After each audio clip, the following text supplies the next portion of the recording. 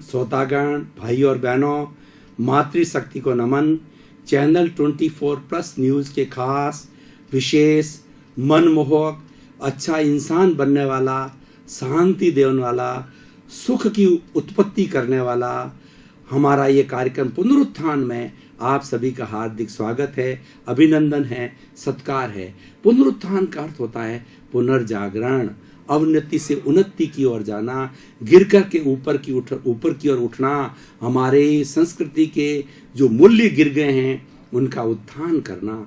इस कार्यक्रम में हम प्रतिदिन नए नए विषयों के साथ में प्रवेश करते हैं। आज हम एक ऐसा विषय लेकर के आपके सामने हाजिर हो रहे हैं। अगर उस विषय की आप साधना करें तो आपको निश्चित ही प्रयास के बाद में मोक्ष की जो अल्टीमेट ब्लिस है उसकी प्राप्ति हो सकती है। आज का विषय है कुंडलिनी जागरण।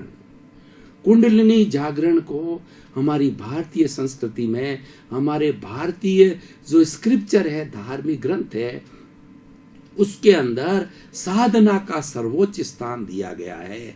तो आज हम सांगोपांग विवेचन करेंगे कि कुंडलिनी जागरण क्या है, कुंडली जागरण क्यों किया जाना चाहिए, कुंडली जागरण कैसे किया जाता है और कुंडलिनी जागरण से क्या लाभ है। कुंडलिनी जागरण किसे कहते हैं? कुंडलिनी जागरण का अर्थ होता है कि हमें ज्ञान की प्राप्ति होना। हमारे भीतर जो आत्मा के गुण हैं, अनंत ज्ञान, अनंत दर्शन, अनंत शक्ति और अनंत सुख, उसका हमें आभास होना, अपने अस्तित्व का आभास होना, उसको कुंडलिनी जागरण कहा जाता है। यानी जो ज्ञान की उच्चतम स्थिति है उस तक पहुंचना। ज्ञान आत्मा क्या है? आत्मा जो है, ज्ञान ही आत्मा है, आत्मा ही ज्ञान है। उपयोग लक्षणों जीव है। आत्मा को उपयोग कहा जाता है। उपयोग क्या है? वह है ज्ञान और दर्शन। सच्चिदानंद, शब्द, सत्य, चित्त और आनंद। सत्य है वो हमारा अस्तित्व है, और चित्त है वो हमारा ज्ञान है, और आनंद है हमारी आत्मा का लक्षण है। हर आत्मा में अनंत ज्ञान, अनंत दर्शन का भंडार छिपा हुआ है, अनंत सुख का धाम छिपा हुआ है। उसकी खोज करने का साधन है कुंडलिनी जागरण। और कुंडलिनी जागरण क्यों किया जाना चाहिए? जो व्यक्ति मोक्ष की यात्रा करना चाहता है, मोक्षगामी हो जाना चाहता है। हमारी भारतीय संस्कृति जो है वो पुरुषार्थ चतुष्टयी है। वो क्या क्या है कि काम, अर्थ, धर्म और मोक्ष। मनुष्य जन्म में आते हैं तो इन चारों के माध्यम से जो है हमें सिद्धि को प्राप्त होना है, मुक्ति को प्राप्त होना है।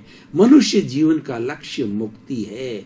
ये हमारे सारे भारतीय संस्कृति के सारे धर्म, सारे ग्रंथ एक ही बात कहते हैं, ultimate aim of the man और any living creature is to have the salvation, emancipation, free from the bondage, liberation. उसकी सारी धार्मिक ग्रंथों के अंदर बात कही गई है।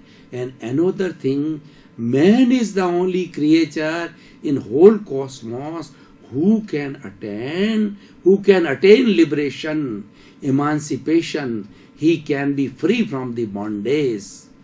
तो इसीलिए ये सारी बातें मनुष्य ही कर सकता है। इस सृष्टि 84 लाख जीवा योनि का कोई भी प्राणी कुंडलिनी जागरण नहीं कर सकता है। अब कुंडलिनी जागरण कैसे किया जाना चाहिए उसकी मैं एक विधि की थ्योरी आपको बताता हूँ।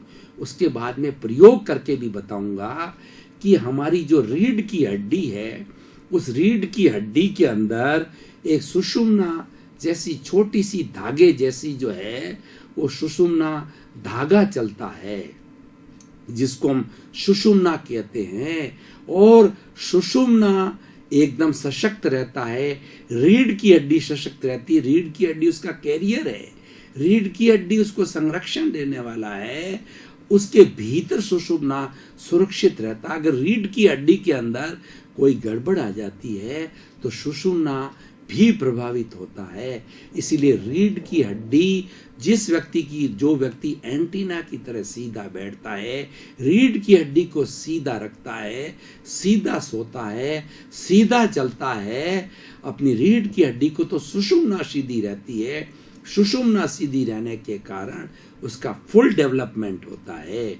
तो आज हम उसी सुषुम्ना को ध्यान में रखते हुए कि सुषुम्ना का जहाँ एंड है, जहाँ हमारी रीढ़ की हड्डी का निचला पोर्शन है, उस गुदा के पास में, तो उस निचले पोर्शन के नीचे एक दरिया है, आनंद का दरिया है, ऊर्जा का दरिया है, ऊर्जा का तालाब है। उस तालाब के अंदर सारी एनर्जी भरी हुई है। उस एनर्जी को अगर हम उठा करके सहस्त्र सार में ला करके, इसको ज्ञान केंद्र कहते हैं, सहस्त्रकार कहते हैं, सेंटर ऑफ नॉलेज कहा जाता है, और यहीं से मुक्ति होती है, ये चोटी का स्थान। अगर उस सारी एनर्जी को हम यहाँ ट्रांसफर कर देते हैं तो हमारी एनर्जी वेस्ट नहीं होती है, क्योंकि हमारी जो एनर्जी है वो प्राण शक्ति होती है। प्राण शक्ति के बिना अंगुली भी नहीं हिल सकती है। क्या कोमा वाला व्यक्ति, भाई और बहनों, अंगुली हिला सकता है? नहीं, क्योंकि उसकी प्राण शक्ति बिल्कुल न्यूनतम हो गई है। मैं बोल रहा हूं, उसके लिए प्राण शक्ति चाहिए। मन को सोचने के लिए प्राण शक्ति चाहिए। वाणी से बोलने के लिए प्राण शक्ति चाहिए। शारीरिक कोई भी क्रिया करो, पढ़ना, लिखना, खेलना, कूदना, जो कुछ भी कार्य करो, वो व्यवसाय करना आदि, वो सारा कार्य प्राण ऊर्जा से होती है। क्या आपने कभी सोचा ये प्राण ऊर्जा कैसे बनती है? 4 चीजों से बनती है। भोजन, पानी, शुद्ध हवा जिसको प्राणवायु कहते हैं, और चौथी धूप, यानी सूर्य से जो हमें वो मिलती है धूप, जिसको विटामिन डी कहा जाता है। और जो व्यक्ति विटामिन डी लेता है उसकी हड्डियां मजबूत होती हैं। आपको पता है भाई और बहनों, आजकल डॉक्टर लोग यही सजेस्ट कर रहे हैं कि ज्यादा से ज्यादा सुहाती धूप के अंदर बैठो, जो आपको मन भावन धूप हो, उस धूप में बैठ करके, खुली धूप में सेवन करना चाहिए हमारे को। और सेवन करने से, ये प्राकृतिक चिकित्सा है, धूप का सेवन करने से जो है हमें विटामिन डी मिलता है, प्राण शक्ति बढ़ती है। तो विषय बीच में आ गया। उस प्राण शक्ति का भंडार जो दरिया तालाब है, वो हमारी नीचे जो सबसे एंड है, जिसको कि हम कहते हैं शक्ति केंद्र कहते हैं, वो उसके अंदर भरा हुआ है। अब इसको ऊपर उठा करके यहाँ पर ट्रांसफर करना है, यह कुंडलिनी जागरण कहा जाता है। और इसको अलग अलग धर्म ग्रंथों में, अलग अलग साधना के क्षेत्रों के अंदर नाम अलग अलग दिए गए हैं। कोई अंतर यात्रा भी कहता है, कोई कुछ भी नाम दो, लेकिन उसका अर्थ यही है, काम पर्पज यही है, उस एनर्जी को उठा करके सहस्त्र सात पर ट्रांसफर करना। अब पहले मैं थ्योरी बताता हूँ कि भाई और बहनों, दर्शकगण, श्रोतागण, आपने कभी ब्लड प्रेशर नापने का इंस्ट्रूमेंट देखा होगा, जिसके अंदर ब्लेडर लगा होता है। जब इसको वायु से दबाते हैं तो उस ब्लड प्रेशर का पारा ऊपर चढ़ता है, और ऊपर चढ़ करके वो 140, 50, 200 तक जाता है। आपने कभी बुखार नापने का थर्मामीटर देखा होगा, तो उसमें भी पारा होता है। जब भीतर दबाया जाता है तो गर्मी से वो पारा ऊपर की ओर उठता है। ठीक उसी तरीके से हमारी इस एनर्जी को उस सुषुम्ना के माध्यम से वहां से शिफ्ट करके यहाँ लाना है। आपने चड़स देखा होगा कि चड़स क्या करता है कि वो पानी के अंदर डूबता है और वो बकेट भर करके और फिर ऊपर की ओर उठाता है, और खेली के अंदर जो है, टंकी के अंदर इसको छोड़ देता है। ठीक यही कार्य हमें करना है। इसको कुंडलिनी जागरण करते हैं। और ये जैसे कि ब्लेडर दबाया जाता है ब्लड प्रेशर वाला, तो हमारी गुदा है जहां से हमारा मल विसर्जन होता है, उस गुदा को दबाना है। वह ब्लड प्रेशर के जैसे उसका ब्लडर की तरह काम करता है। उसको जो ही हम दबाते हैं तो दबाने के साथ में जो एनर्जी होती है वह ऊपर उठती है सुषुम्ना के अंदर, और उसको श्वास के भरने के साथ साथ के अंदर जो है, और ब्लडर को हमने गुदा को दबाया और एनर्जी को ऊपर उठाया श्वास के भरने के साथ साथ में सुषुम्ना के माध्यम से यहाँ छोड़ दिया। श्वास के छोड़ने के साथ साथ में वापस उसी रास्ते से आइए, और जो रीढ़ की हड्डी का निचला जो हमारा शक्ति केंद्र है, जहाँ शक्ति भरी हुई है, एनर्जी भरी हुई है, वहाँ पर पुनः आइए, पुनः श्वास के भरने के साथ उसको उठाइए और यहाँ छोड़िए। यह क्रम जब तक आपको सुविधाजनक लगे तब तक करते रहिए। और जो नए लोग हैं, नए साधना करने वाले हैं, उनको गुदा को दबाना प्रारंभ से नहीं करना चाहिए, क्योंकि उसके अंदर जो है कोई तकलीफ हो सकती है। तो वो सीधा ही बिना गुदा को दबाए हुए उस शक्ति को उठा करके यहाँ छोड़े, और उसको बिना प्रेशर दिए हुए और सांस के भरने के साथ में वो तुरंत हमें यहाँ छोड़ना है। जिसका श्वास लंबा लेने का अभ्यास होता है, जिसको लंबा कुंभक करने का होता है, वो धीरे धीरे धीरे धीरे ज्यादा शक्ति को उठा सकते हैं। उस ज्यादा पानी को बकेट के अंदर उठा सकते हैं। बकेट कभी खाली आता है, बकेट कभी भरा आता है, क्योंकि बकेट पूरा डूब जाता है तो भर जाता है। उसी तरह हमारी श्वास जो हमारा लंबा लेने का, कुंभक करने का जो है, वो हमारा अभ्यास होगा तो इससे होगा। और उसके बाद में रेचक के साथ में हम फिर नीचे जाएंगे। कुंभक रेचक, कुंभक रेचक, ये चलते चलते साथ के अंदर वो चढ़स के जो है बकेट की तरह जो है एनर्जी उठती रहेगी। फिर हम नीचे जाएंगे, फिर हम उठाते रहेंगे। तो भाइयों, हम 1 मिनट इसका प्रयोग भी कर लेते हैं। आप सीधे बैठिए, आंखें कोमलता से बंद कर दीजिए, रीढ़ की हड्डी को सीधा रखिए। आप आराम से 5 मिनट, 10 मिनट, 15 मिनट, जितने समय का प्रयोग करना चाहते हैं आराम से बैठ सकते हैं। उस आसन में बैठिए, अपने चित्त को शक्ति केंद्र पर केंद्रित कीजिए, जहाँ पर आप देखिए कि वहाँ पर एनर्जी का दरिया और वहाँ पर शक्ति का तालाब भरा पड़ा है। उस शक्ति को उठाना है। दर्शकगण, श्रोतागण, भाई और बहनों, हमने बहुत सुंदर विषय के ऊपर इतने गहरे बैठ गए थे कि अब थोड़ा ही महसूस किया जाने लग रहा है कि थोड़ा हमारे जो है वो चित्त को समाधि मिलनी चाहिए। थोड़े समय का हम ब्रेक ले रहे हैं। ब्रेक के बाद पुनः हाजिर हों।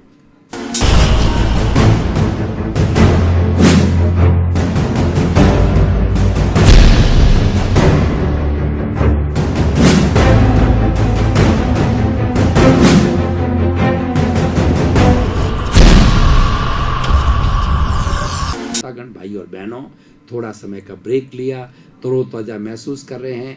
आज हमारे निर्धारित विषय के ऊपर फिर हम विवेचना प्रारंभ कर रहे हैं। तो आप सांस को भरिए, गुदा को दबाइए, धीरे धीरे कुंभक के साथ के अंदर आप देखते जाइए कि सुषुम्ना के अंदर धीरे धीरे वो शक्ति पारे थर्मामीटर में पारे की तरह ऊपर जा रही है, ऊपर जा रही है, ऊपर जा रही है। देखिए, सहस्त्र सार में छोड़ दीजिए उसको। पुनः सांस निकालिए, श्वास भरें, पेट फूलना चाहिए। श्वास छोड़ें तो पेट ढीला हो जाना चाहिए। तो इस तरीके से पुनः हमने श्वास छोड़ करके वापस शक्ति केंद्र पर आ गए हैं। वहां पर श्वास को भरिए, गुदा को खींचिए, देखिए कुंभक के साथ साथ में धीरे धीरे एनर्जी उठ रही है, ऊपर धीरे पारे की तरह उठ रही है। उठते उठते उठते उठते सहस्त्र सार पर आ गई है। छोड़ दीजिए। अब श्वास को निकालिए। निकालने के साथ साथ में, रेचक के साथ साथ में पुनः आप उसी रास्ते से नीचे जाइए। आने का जाने का रास्ता एक ही है। ये मैंने 2 बार प्रयोग करके बताया। अब आप जितनी आपकी स्थिरता, जितना आपका लक्ष्य, उतना देरी तक करते रहिए जितने तक कि आपकी स्थिरता, लेकिन कोई तरह का दबाव न डालें कि आपके स्वास्थ्य पर कोई कुप्रभाव पड़े, ये ध्यान रखने। और जो लोग ब्लड प्रेशर के मरीज हैं वह कुंभक ज़्यादा नहीं करें, वो धीरे धीरे। मनुष्य स्वयं अपने आप का डॉक्टर है, वो जानता है अपने शरीर की स्थिति को, तो कितना कुंभक करना, कितना रेचक करना, ये भाई और बहन और दर्शकगण, श्रोतागण, मैंने एक प्रयोग करके बताया। और practice make the man perfect, करत करत अभ्यास के जड़मती होत सुजान, रसरी आवर जान के सल पर पड़त निशान। अगर बराबर जो है पुराने समय के अंदर जो कुएं से पानी निकाला जाता था, वो ऊपर जो है, नीचे जो है बाल्टी डाली जाती थी, रस्सी से खींचा जाता था, व्यक्ति खींचते थे या बैलों के द्वारा खींचा जाता था, ऊंट के द्वारा खींचा जाता था, और खींच करके जो धीरे टेपर के अंदर चल करके, और लास्ट के अंदर जो गहरा खड्डा है, जितनी लंबाई हमारे रस्सी की है, जितनी पानी की गहराई है कुएं के अंदर, बाल्टी डूबनी चाहिए, उतने स्थान की ये टेपर दिया जाता है। तो ठीक उसी तरीके से ये बार बार करिए और करते रहिए जब तक कि आपका स्वास्थ्य अलाउ करे। इसको अंतर यात्रा कुंडलिनी जागरण कहते हैं। कुंडलिनी जागरण करने के लिए हमें इस शरीर को लेबोरेटरी बनाना होता है, और ये शरीर में ही किया जाता है, इसमें बाहर का कोई उपकरण काम नहीं आता है। आपका गुदा, आपका श्वास और आपका स्पाइनल कॉर्ड, सुषुम्ना, आपकी रीढ़ की हड्डी और आपका चित्त का एकाग्र होना। चित्त की एकाग्रता जरूरी है। जब हम मां से शक्ति को उठाते हैं तो चित्त जो है वो उस स्पाइनल कॉर्ड के साथ साथ में चलना चाहिए, और साथ साथ में कुंभक चलते रहना चाहिए। और जब कुंभक पूरा हो जाए तो यहाँ आकर के फिर थोड़ा श्वास को छोड़ करके रेचक करिए और नीचे जाइए। ये पूरी विधि है। और हमारे जितने भी ऋषि मुनि हुए हैं, जिन्होंने मोक्ष की साधना की है, जिन्होंने रिद्धियां सिद्धियां प्राप्त की है, जिनके अंदर वचन बल होता है, वचन सिद्धि होती है, वो कोई शब्द किसी के लिए अच्छा या बुरा बोल देते हैं। दुर्वासा मुनि हुए हैं, वो इतने क्रोधी थे कि भगवान राम के पास भी एक बार रामायण में प्रसंग आता है कि दुर्वासा मुनि आ गए। दुर्वासा मुनि क्रोध होने लगे तो लक्ष्मण ने और चारों भाइयों ने, राम सहित, राम, भरत, लक्ष्मण, शत्रुघ्न चारों ही मौजूद थे, तब उन्होंने कहा दुर्वासा मुनि नाराज नहीं होने चाहिए, क्योंकि दुर्वासा मुनि इतने रिद्धि सिद्धियों के मालूम थे, लेकिन क्रोधी बहुत थे। अगर किसी का शाप दे दिया, वो वचन सिद्धि थी उसकी, तो आदमी का अहित हुए बिना रुकता नहीं है, आदमी बर्बाद तक हो जाता, उनकी बात गलत नहीं जाती है। ये हालांकि इस रिद्धि सिद्धि का दुरुपयोग है, लेकिन वो क्रोधी थे। कई अच्छे लोग होते हैं, अच्छे ऋषि मुनि होते हैं, वो इस जिया से, रिद्धि सिद्धि से उसका दुरुपयोग नहीं करते हैं, किसी को आशीर्वाद देते हैं, उसके फलित से उसका काम सिद्ध हो जाता है, उनको वचन सिद्धि होती है। और ये वचन सिद्धि, सारी रिद्धियां सिद्धियां जो है, उसका सबसे बड़ा सशक्त माध्यम है वो कुंडलिनी जागरण है। भाइयों और बहनों, दर्शकगण, श्रोतागण, ये ऐसा विषय है कि व्यक्ति करने से शक्ति तो प्राप्त होती है, रिद्धियां सिद्धियां मिलती है, लेकिन सबसे बड़ी बात है कि आदमी का स्वास्थ्य अच्छा रहता है। आज जो हमारा, अब आज वर्तमान सिनेरियो की थोड़ी बात कर लेते हैं कि कुंडलिनी जागरण, मान लीजिए रिद्धि सिद्धि की प्राप्ति नहीं करनी या नहीं होती है, क्योंकि इतने समय, लंबे समय तक साधारण व्यक्ति नहीं कर सकता है, तो नॉर्मल व्यक्ति जो कर लेता है उससे उसको लाभ क्या होता है? उससे उसको लाभ ये होता है कि आज हमारी जितनी अशांति की बातें हैं, डिप्रेशन की बात है, और आज नींद का न आना, विचारों का तांता लगे रहना, कुंडलिनी जागरण करने से ये सारी चीजें समाप्त हो जाती है। और फिजिकल हेल्थ के अंदर इसका क्या कंट्रीब्यूशन है कि हमारी सब तरह की जितनी बीमारियां हैं, ब्लड प्रेशर, शुगर और आपके नाना प्रकार की जितनी बीमारियां हैं, एलर्जी वगैरह, इससे स्वतः ही ठीक हो जाती है। ये तो इसका एक साइड गुड इफेक्ट है, बैड इफेक्ट इसमें है ही नहीं है। बस इतना जरूर सावधानी रखनी है, अगर आपका शरीर अलाउ नहीं करे, श्वास आप जबरदस्ती ज्यादा खींच करके कुंभक ना करें और ज्यादा रेचक ना करें कि आपके ब्लड प्रेशर पर इफेक्ट पड़े, ये विशेष तौर से ध्यान रखने की है। और जो ब्लड प्रेशर के मरीज हैं उनको तो बहुत ज्यादा ध्यान रखना है, बड़ी सावधानी से किसी प्रशिक्षक की देखरेख में इसको करना चाहिए। तो भाइयों और बहनों, दर्शकगण, श्रोतागण, एक सबसे बड़ा लाभ क्या होता है कि हमारा चिंतन पॉजिटिव होता है और ये कुंडलिनी जागरण से श्योर होता है। जो व्यक्ति अपना पॉजिटिव थिंकिंग चाहता है वो उसको अवश्य ही करनी चाहिए। मैं अपने स्टूडेंट्स को टीचर होने के नाते जब क्लास लेता हूं तो 3 बातें अवश्य दोहराता हूं। मेरे हर लेक्चर के अंदर 3 बात स्टूडेंट तक अवश्य जाती है। Think positive, do positive, be positive. कहने का मतलब सोच को विधायक रखें, थिंक पॉजिटिव, और डू पॉजिटिव, हमेशा विधायक कार्य करें, ध्वंसात्मक कार्य नहीं करें, निर्माण का कार्य करें, निस्वार्थ सेवा का कार्य करें, सेवा की भावना का कार्यक्रम करें। ये जीवन का लक्ष्य होना चाहिए।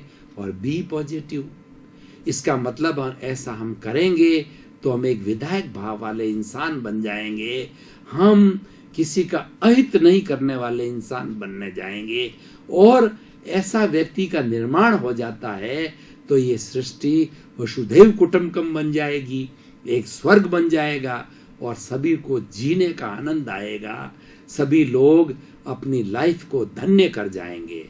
तो भाइयों और बहनों, दर्शकगण, श्रोतागण, इस कुंडलिनी जागरण के मैं आपको और भी लाभ बताना चाहता हूं कि आज विश्व कहां जा रहा है, आज समाज कहां जा रहा है, आज व्यक्ति कहां जा रहा है, उसकी बात थोड़ी करना चाह रहा हूं। पहले व्यक्ति पे आ रहा हूं कि व्यक्ति सेल्फ सेंटर्ड हो गया है। आप 20, 30, 40 साल पीछे जाइए इतिहास में, अब आप देखिए पहले क्या था। हमारी एक मैथमेटिक्स की थ्योरम है कि एक सेंटर से एक वृत्त खींचा जाता है।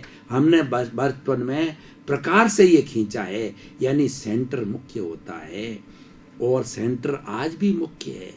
हमारे सेंटर के अंदर नरेंद्र भाई मोदी प्रधानमंत्री के रूप में और कोविंद साहब हमारे राष्ट्रपति के रूप में विराजमान हैं। वो हमारा केंद्र है। केंद्र हमेशा आकर्षण का केंद्र होता है, इसीलिए आकर्षण का केंद्र वही केंद्र है। ये दर्शकगण, श्रोतागण, भाई और बहनों, पुनरुत्थान कार्यक्रम सबके आनंद का विषय बन रहा है। सबको ऐसा महसूस हो रहा है कि इस विषय के अंदर जान है, इस विषय के अंदर सार्थकता है। और क्यों नहीं हो, पुनरुत्थान का उद्देश्य है जगत कल्याण। सर्वे भवन्तु सुखिनः, सर्वे भवन्तु निरामया। आप सभी का जीवन मंगलमय हो, आनंदमय हो, सुखमय हो, धर्ममय हो। आपको शीघ्र मोक्ष मिले, सभी कष्टों से आप निवृत्ति को प्राप्त करें। आपके प्रति मंगल भावना, शुभकामना।